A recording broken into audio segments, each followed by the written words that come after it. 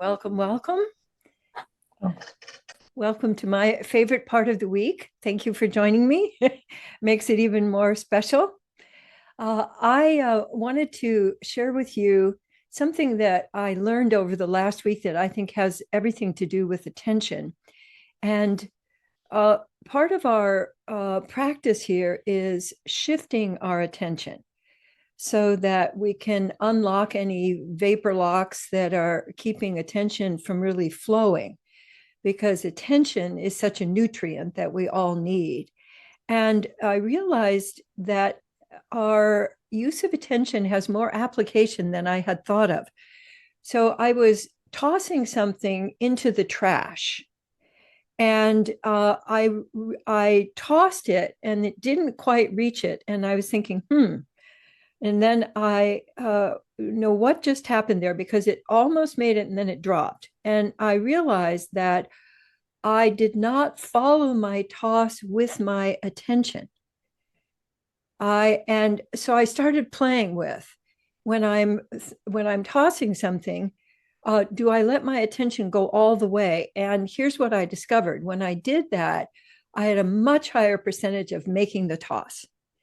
And so the application of that for our attention in our day-to-day lives is, do you just toss your attention out and then not really let the arc of it complete?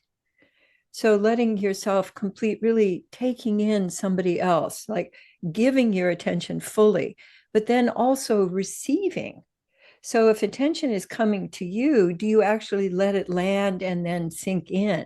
So I wanted to suggest that the power of our attention has lots of practical applications. It's not just about the circulation of awareness. It has to do with my interaction with the world around me. And how am I locating myself? And how am I noticing what's going on around me? And do I let myself fully engage? Or do I hold back on my engagement? And you can just think of, like, if you're lobbing, like you're no, probably a basketball is too big, because I don't know that a lot of us have basketballs around the house, but you may have a tennis ball or you have a ping pong ball. Just noticing, if you bringing your attention to what you're doing, and are you letting your awareness and your consciousness be with your action? So for me, that was the big, like, oh, if I get my attention and my consciousness aligned with my action, whoa, a whole lot more opens up. And so what I wanted to suggest that we start with or continue with as we're playing is letting your attention go out to somebody in the group, and maybe even somebody that you don't know. It'd be a great way to welcome new people. And do you let your attention at what happens to your consciousness? So is it over here and then you've lobbed it, and then you don't really experience the connection? What I want you to tune into is the using my consciousness, using your consciousness. If you let it land, does that actually amplify the loop of awareness? And so I wanted to just have you first, look at somebody that maybe you don't know, and actually let your attention move toward them and land. And when you land, is it like do you spread out like a puddle? Is it a penetrating, or is it a spreading out, or is it a landing? What actually happens to your attention around the other person? So one of the things I like to do is I let my attention go around the other person and then come back to me, sort of a little benign boomerang. I let it go out and then I let it come back to me. And so I'd like you to just play with that a few times with different people. You're letting your attention go out and noticing if your attention goes with your intention to contact them. And then does it come back to you? So it sounds complicated, but if you just let it loop and then notice, am I with it, or does my attention go off somewhere else? So I start and then there's a noise and my attention goes. So it also has to do with, can I choose where my attention goes? And how do I know when it goes off? So let yourself play. I've noticed that a couple of you have stopped breathing. So you may be experiencing this as a test, like, oh, I'm not going to do this right. Oh my God, what's she asking me to do? So let yourself give some attention to you, especially to any test taking behavior like, or I don't understand quite what she's talking about. So that kind of confusion can also sidetrack our attention. So just letting yourself, I like to play with it. You could actually use your hands too. I find that that really helps me to go, okay, I go, oh, I just pulled back right there. I didn't quite go all the way. And for me, it was really it was a metaphor of, do I go all the way?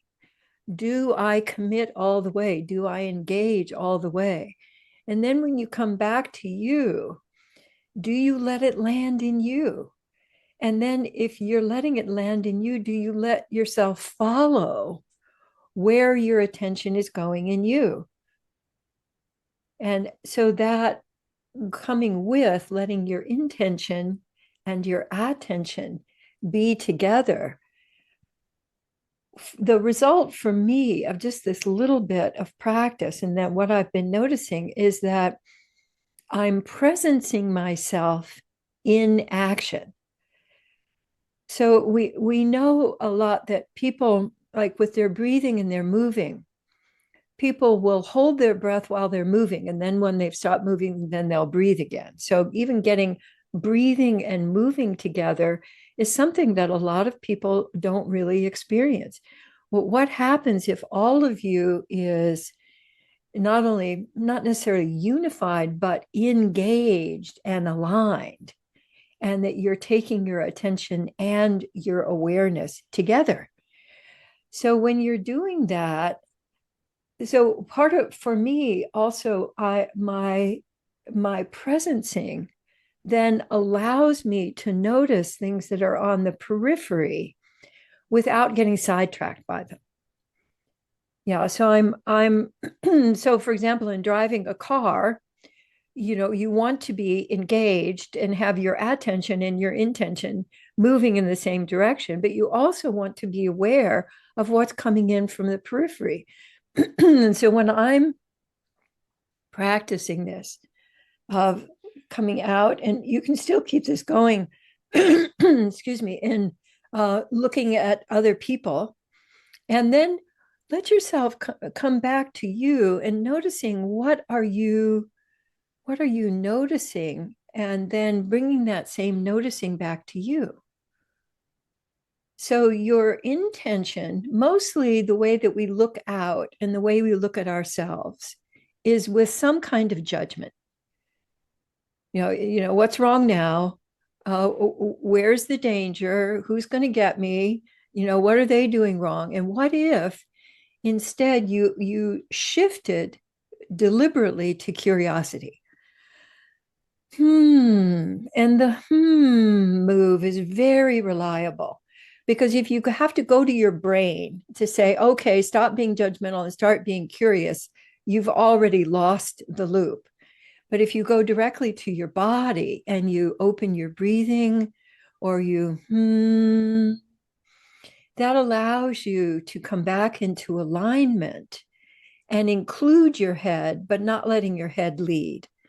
Because your left brain is always going to be sorting for where's the danger and where should I be looking now so I can be safe, into, oh, what's here now? So you might even let yourself shift between judgment, like, I'm looking out and that person isn't doing it right. And so I'm bringing back to me, and I am doing it right. So our judgment that we often have, and then shifting to curiosity of, like the basic, and how is it for you today? How are you experiencing today? And then, how am I experiencing today? And so one of the things that I notice when I'm playing with this is that also I get more I wouldn't say slow, but I get more spread out into space because the other rhythm that is so epidemic right now is speediness, busyness. And for me, that always keeps me out at least a step or two ahead of myself. So I'm never actually quite with myself. And so I'm always feeling like I'm catching up, or I've done something wrong. So the one big benefit of getting your action and your intention in sync is that you spread out into space and suddenly there's more time. So you're making that big mystical shift from time into space simply by using your attention differently. And I find that very magical and want to invite you into that. And what I'm also noticing is that our little experiment is creating more aliveness in the group. And how I know that is that people are moving more, there's more breathing, people have got more color, people's faces are opening up. So the power of your attention, no, really can't be overestimated. You're giving your attention to yourself and to the world around you really expands our experience of the beauty, the openness, the possibilities in the space around us that I think each of us can use as a basic nutrient for our days. So find another way of letting your attention go out. So what I'm doing is kind of a breaststroke into so I'm spreading out this way. So you might dive in. Find just because your attention, most of us have it is on a line. It goes back and forth and back and forth and back and forth, with that kind of anxiety. But what if your attention could be this whole, I was just thinking of murmurations where the birds all move together in the same rhythm. Your attention can be like that, of the murmuration of your attention that goes out and includes and then comes back to you and includes. And even as I'm doing this, I can see and feel that I don't give as much attention over here to me. And with all of the practice that I've had, of course, my intention is to share this with you. So, of course, my attention is going more out. And just for all of us, any of us who are facilitators, if you keep that up, you drain yourself. So it's so important to give as much rich attention to, how is it? How is it for me? How am I experiencing myself in my allness? And that's where I'm seeing some of you doing love scoops. So that would be a great way of really going, oh, here I am. And I find my out breath becomes longer. So adding in touch, you can touch the world with your attention, but you can touch you with your physical body, which adds a whole layer of presence, warmth. So notice, where do the love scoops want to go? And the love scoops can be out to the side. I'm bringing some back to my lower back, which is feeling just a tiny bit glitchy. And so I'm not just feeling it, I'm also getting curious, like, what's going on here? And then noticing where my attention wants to go. And one of the things I think you'll find, there's a natural rhythmic shift. If you let yourself go fully into how am I, and you give yourself a satisfying amount of attention, your body will very naturally go, oh, and out here. And when you're really satisfied out here, there's a natural, just like the in breath and out breath, to bring your attention back to you. So, and then you can use it to play with. Um, am I letting my attention go all the way? Like it's very useful, like making a salad, and chopping. Is your consciousness in your chopping, or is it over there on the door and then thunk, you've, injured your finger, or I had to get rid of a whole bunch of a salad because I wasn't noticing and my finger had started bleeding and then got all over the salad. So for you to experiment not only creates more presence, but it creates a fundamental kind of safety. If here I am and I'm located and I'm using my awareness, both, short term, long term, out there, in here, and that whole range is something that the continued practice will continue expanding for you.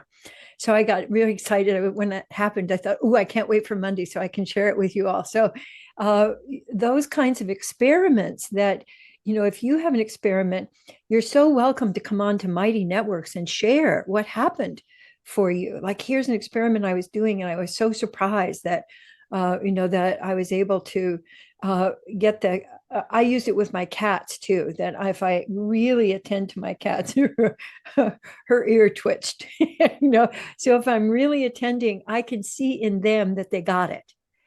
So how will you know that your attention has really landed? There'll be something that happens over there in the other person that you can go, oh, yes, connection. And you can be a source of connection, both for you, but and also for other people. So I wanted to also, for our card today, for those of you who maybe know the card, we're sharing a card from our integrity deck every Monday, so that we can begin integrating the skills in a very easy and gentle way. And so today, this is the one that really got my attention. So I'd love for you to look at the collage. So you're looking at the collage, letting your attention go out, and then bring your attention back to you, noticing how are you experiencing the collage. And then I'm going to add in saying the sentence and saying the question while you're doing that practice of looking at the collage and then giving attention to you, just what we were just practicing.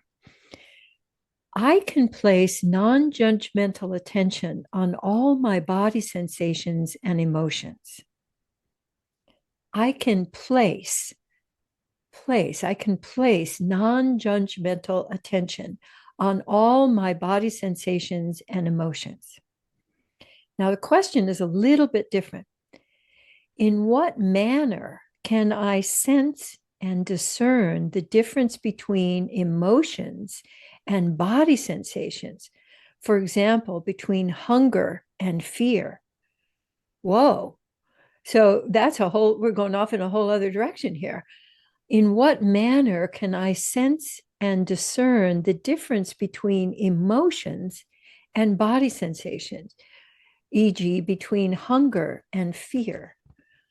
So the of course, really adds to your curiosity. So we're coming at this one from left brain, so non-judgmental.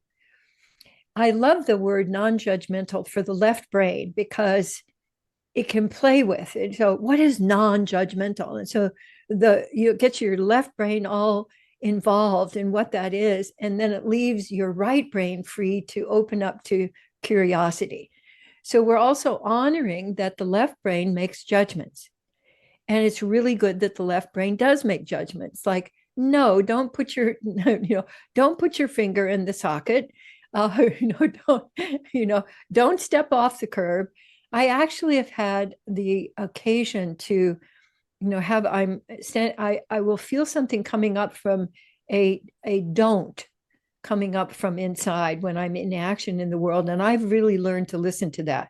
So slow down, or turn here, or look to the left. And there's always something going on that allows me to then respond in a way that I can continue engaging and be safe. So in the question, one of the discernments that I think makes a huge difference is a body sensation. See, in my opinion, emotions are a conglomerate of body sensations. So even emotions are body sensations, but they're a bunch of body sensations that are sort of glommed together and move together. So emotions are really body sensations in motion. And so if you're attending to like, where's it going and what am I experiencing? You can go from a body sensation like itching in your shoulder and you attend to that. And then following that, you go, oh, I'm actually angry, because you follow the sensations and you can feel that they're gathered together.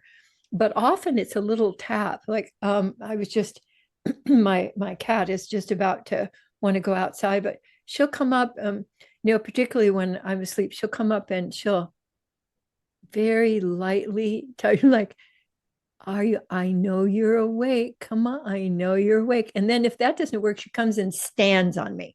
She literally comes and stands on me with her 12 pounds and just like, I've conquered my human.